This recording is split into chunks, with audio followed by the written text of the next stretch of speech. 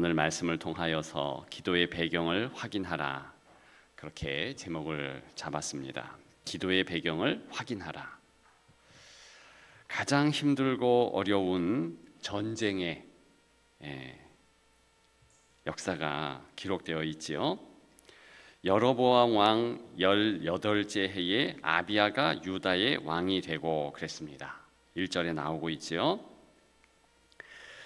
3년 동안 다스렸을 때에 이제 아비야가 여로보암과 더불어 싸웠다. 2절에 나오고 있습니다. 지금 여로보암은 누굽니까? 일찍이 솔로몬의 신하였지요. 발탁되고 선출되고 대표가 된 겁니다. 그러니까 굉장히 똑똑하다는 것을 알 수 있어요. 솔로몬의 아들 르호보암이 그와 이제 대결하여서 10지파를 빼앗기죠. 그래서 북이스라엘 여로보암이 차지하게 됩니다. 남유다, 그저 자기가 속한 유다 지파와 베냐민 지파 두 지파 달랑 거느리면서 작은 소국화된 그런 지역의 분봉왕격이 됩니다. 이게 이제 정세였어요. 여로보암이 다스리는 이스라엘은요 훨씬 크고 훨씬 힘이 셉니다. 근데 지금 그 여로보암이 생존해 있고 르호보암은 죽고 그 아들 누굽니까? 아비야가 왕이 되었다. 아직 어려요. 그런데 전쟁이 일어난 겁니다. 얼마나 많은 이스라엘 사람들이, 이스라엘 군병이 왔는가? 3절에 보니까 여로보암은 큰 용사 80만 명을 택하여 그와 대진한지라 그랬어요.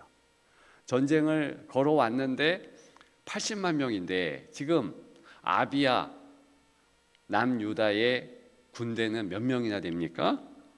40만 명 뿐이에요. 2배가 적어요. 게임이 될까요? 안 될까요? 지금 그걸 얘기하는 겁니다. 게임이 안 돼요. 왜냐하면 예전 전쟁은 뭐 무기가 변변합니까? 지금 전력적으로는요, 뭐 남유다나 북이스라엘이나 비슷합니다. 그런데 숫자가 월등하게 남유다가 많고 북이스라엘이 많고, 그리고 똑똑한 여로보암이 지금 진두지휘를 하고 있는 겁니다. 사실 외형적으로 싸움의 배경으로 생각해 보자면 이건 반드시 남유다가 지게 돼 있어요. 근데 어떻게 됐다? 이겼다. 이유는 남유다는 기도 배경이 있었다는 겁니다. 기도 배경. 그것이 오늘 나오고 있는데요. 우리 2절 다 같이 읽어봅니다. 예루살렘에서 3년 동안 다스리니 그의 어머니의 이름은 미가야요 기브아 사람 우리엘의 딸이더라. 아비야가 여로보암과 더불어 싸울세. 아멘. 여기 보면 어머니의 이름은 미가야다. 기브아 사람 우리엘의 딸이더라. 이때 우리엘의 딸, 이것은요 다윗 왕가의 자손이라는 것을 알 수 있습니다. 족보를 쭉 가늠해 보면 그런 왕가의 전통이 있고, 따라서 지금 누구와 대조가 되느냐 하면 그 암몬 여인을 어머니로 둔 르호보암 아버지와 대조가 되는 겁니다. 왜 이렇게 대조시키는가? 이방 여인을 어머니로 둔 아버지 르호보암. 근데 그 아들은 다행히 이제 어머니가 좋았어요. 어머니가 다윗 왕가의 딸이다. 그 얘기는 뭡니까? 기도하는 어머니였다는 뜻입니다.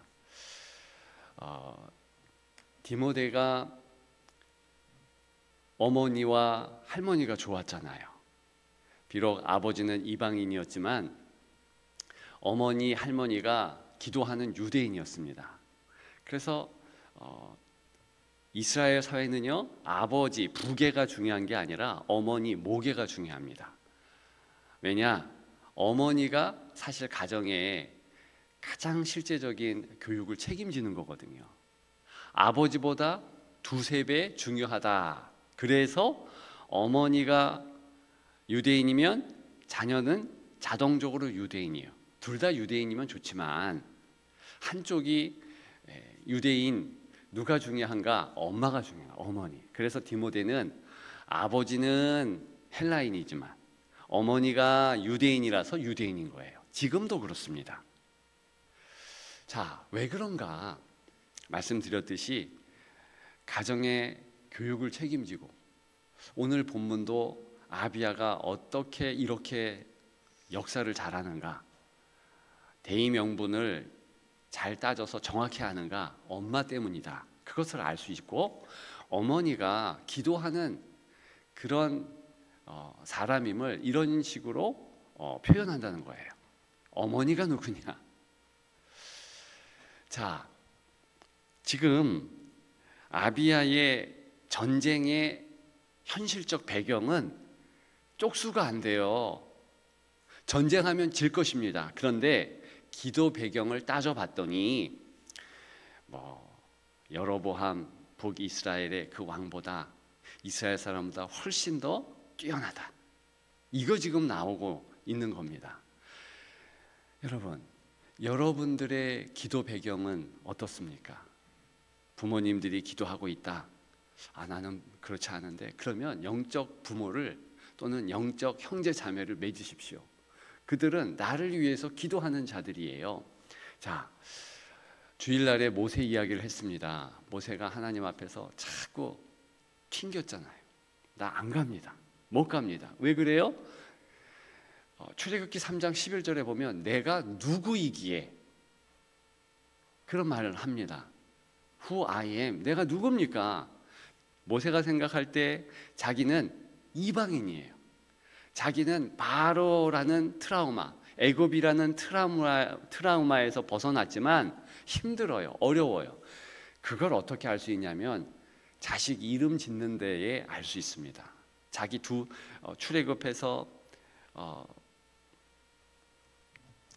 장인 이드로 딸 십보라와 결혼했잖아요. 미디안 사람입니다. 이방인 아내를 맞이했어요. 그것부터 약간 좀 불안하잖아요.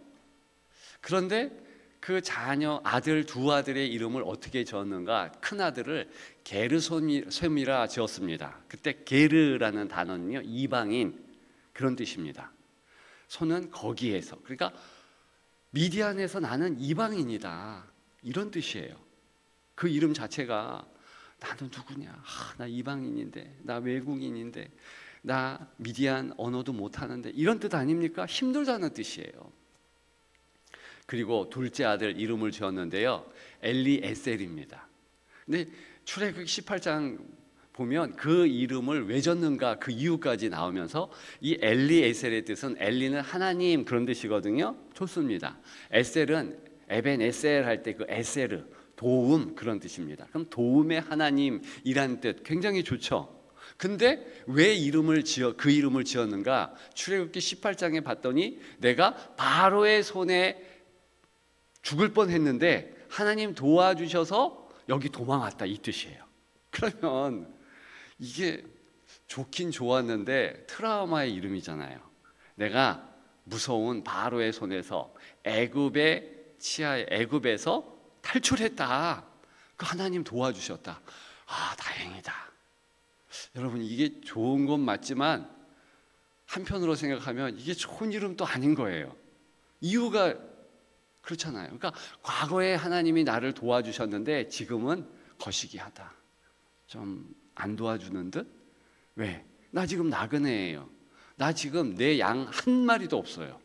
왜? 이드로 장인의 양떼를 치더니 이게 3장 1절 출애굽기 3장 1절에 그의 현실이었거든요.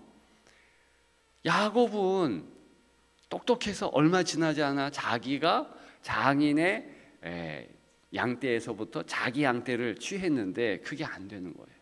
그 정도가 안 되니까 얼마나 힘듭니까? 그러니까 자기 처지를 비관하는 것이 내가 누구이기에 애굽으로 갑니까? 나 할 수 없거든요. 근데요, 하나님이 내가 너와 함께 하겠다 약속하시면서 보내면서 만나게 되는 이가 바로 누굽니까? 아론이잖아요. 미디암이잖아요. 그 가족들을 만납니다. 요게벳이라는 어머니 돌아가셨을 것 같지만 어쨌든 어떤 배경을 네가 가지고 있는가? 너 기도 배경이 있다? 이걸 확인시켜요. 여러분, 요게벳 이 모세의 어머니는요, 일찍이 하나님을 잘 믿었잖아요. 그러니까 딱 보고서 하나님께 기도하고 그렇게 모세를 물에 띄워서 살주잖아요. 그리고 미리암 큰 누나거든요. 3남매죠. 그러니까 미리암은 모세보다 적어도 10살 이상 위예요. 아론이 이제 윗형인데 4살 위입니다. 그러니까 이 두 사람이 모세를 그 이후에 보좌를 하는데요. 그 이전에도 모세는 잊고 살았던 것이 있어요. 내 가족 배경이 있어요. 그리고 헤어졌지만 애굽에서요, 모세를 위해서 기도했다 나중에 알게 됩니다. 얼마나 힘이 됐을까? 자, 제가 무슨 말씀을 드리냐면, 만약 여러분들이 기도 배경이 있다면 이 모세처럼 힘을 얻을 수 있는 거예요. 그리고 이 아비야처럼 현실은요, 각박해요. 전쟁하면 질 수밖에 없어요. 근데 확인해 보니까 내가 기도 배경이 있는 거예요. 그래서 어저께 제가 그런 말씀을 드렸습니다. 여러분들 주변에 5명의 기도 용사가 있다면, 여러분들을 위해서 기도하고 있다면, 그러면 괜찮습니다. 이길 수 있어요. 여러분들의 자녀가 여러분들을 위해서 기도하고 있고, 여러분들의 부모가 여러분들을 위해서 기도하고 있고, 영적 자녀, 영적 부모가 여러분들을 위해서 기도하고 있다면, 제가 어저께 어떤 우리 교회 안 다닌 분들을 이제 뵀어요. 근데 그분들이요, 무슨 얘기를 하냐면 저를 위해서 기도했다는 거예요. 얼마나 힘이 되는지 그거 확인해 보십시오. 여러분들을 위해서 기도했다면 그러면 여러분들 승리하는 겁니다. 이게 기도 배경을 확인하는 거예요. 자, 두 번째, 또 다른 기도 배경을 확인해야 되는데, 내가 기도하는가? 그러니까 내가 살아가는 데 있어서 내가 기도함으로 내 삶의 배경이 기도가 되는가? 그걸 확인하셔야 돼요. 어떻게 확인하는가? 14절에 보게 되면 이 아비야가 기도하고 있다는 것을 어떻게 합니까? 다 같이 읽습니다. 유다 사람이 뒤를 돌아보고 자기 앞뒤에 적병으로 말미암아 여호와께 부르짖고 제사장들은 나팔을 부니라. 아멘. 이야, 이게 무슨 얘기냐면 이제 전쟁하는 거예요. 선봉에 누가 섰습니까? 아비야. 왕이니까 당연히 선봉장이 되죠. 나아가는데 적병으로 말미암아 포위됐어요. 그리고 얼마나 이 여로보암이 똑똑한지요. 복병을 만들어서 딱 포복하고 있다가 이야 하면서 소리 지르면서 막 사방에서 나오니까 아비규환이 됩니다. 어떻게 해요? 그때 이스라엘 병사들이요, 아비야도 분명히 먼저 외쳤을 겁니다. 다 같이요, 어떻게 외치는가? 여호와께 부르짖어요. 어떻게 부르짖었을까? 전통에 의해서 할렐루야, 아멘, 믿습니다, 살려주세요, 기도했다는 겁니다. 제사장들은 나팔을 부니라. 그러면서 15절에 유다 사람이 소리 지르매 큰 소리로 기도하며, 유다 사람이 소리 지를 때에 하나님이 여로보암과 온 이스라엘을 아비야와 유다 앞에서 치시니. 아멘. 예, 아멘 해야 되는 거예요. 왜냐? 기도했는데 누가 응답하셨는가? 하나님이 응답하시는 거예요. 누가 전쟁을 하셨는가? 하나님이 하셨다는 겁니다. 누가 이겼을까요? 당연히 아비야의 하나님이 이기셨죠. 오늘 말씀 끝. 여러분, 지금 누가 기도하는가? 누가 기도하고 있어요? 아비야가 기도했잖아요. 그러면 괜찮습니다. 결론은요, 승리예요. 자, 기도의 배경을 확인하십시오. 기도의 사람이 여러분 주변에 있습니까? 내가 기도하고 있습니까? 그러면 됩니다. 요것만 확인하면 되는데, 제가 주일날에 오후 예배 때 모세가 산에 올라간 이유에 대해서 말씀을 드렸어요. 왜 모세가 산에 올라가는가? 언덕배기 무슨 경치 구경하러 올라갔는가? 네, 경치 구경하러 올라갔어요. 영적 경치. 지금 밑에서 아말렉이라는 엄청난 적병들과 이스라엘 사람들이 싸우고 있는데, 현실적으로 보면 이 게임이 안 돼요. 근데 자기가 기도하고 있어요. 그걸 경험하면서 내가 손을 내리면 진다, 올리면 기도 계속하고 있으면 산다. 이것을 하나님이 정확하게 보여주시고 깨달았습니다. 아, 내가 기도하면 사는구나. 그 모세의 경험을 통하여서 우리가 뭘 알 수 있습니다. 뭘 알 수 있습니까? 영적 경치가 있다. 내가 기도할 때 펼쳐지는 광경이 있는데 우리 육안으로 보는 그게 아니고, 내 눈에 아무 증거 안 보여도 영적인 역사는 뭐냐? 기도할 때 이 영적 광경, 하나님의 삼위일체의 은혜, 여호와의 군대 장관이 함께하는 그 역사. 엘리야가 그거 봤잖아요. 그거가 담대해요. 엘리사가 그걸 봤잖아요. 게하시는 못 봤잖아요. 근데 보는 거예요. 그러면서 세례 받을 때 당신들이 그거 봤으면 좋겠다. 세례 받는 분, 세례 받는 것을 보는 가족들과 성도들이 그 영적 현실을 알았으면 좋겠다. 그 얘기를 제가 주일 오후 예배 때 했는데, 여러분 지금도 그렇습니다. 여러분들이 기도할 때 영적 광경이 펼쳐지는 것을 보십시오. 안 보이면 상상하세요. 비행기에서 여러분 앞에 옆에 그 사람들만 보지 말고 내가 공중에 떠 있다. 그 진짜잖아요. 그 사실을 상상해 보십시오. 그러면 뭐 갑갑하지 않아요. 시원합니다. 왜? 우주 공간, 이 지구 공간에서 내가 날고 있구나. 그거 감사하잖아요. 그죠? 상상하면 그 상상이 진짜예요.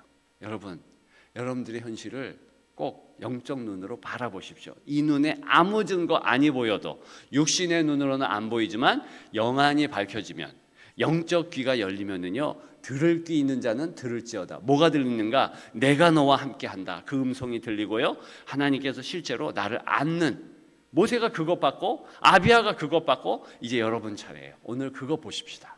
그러면 승리할 줄 믿습니다. 예, 그러면 하나님의 은혜가 오늘도 풍성하게 넘칠 줄 믿습니다. 기도하겠습니다.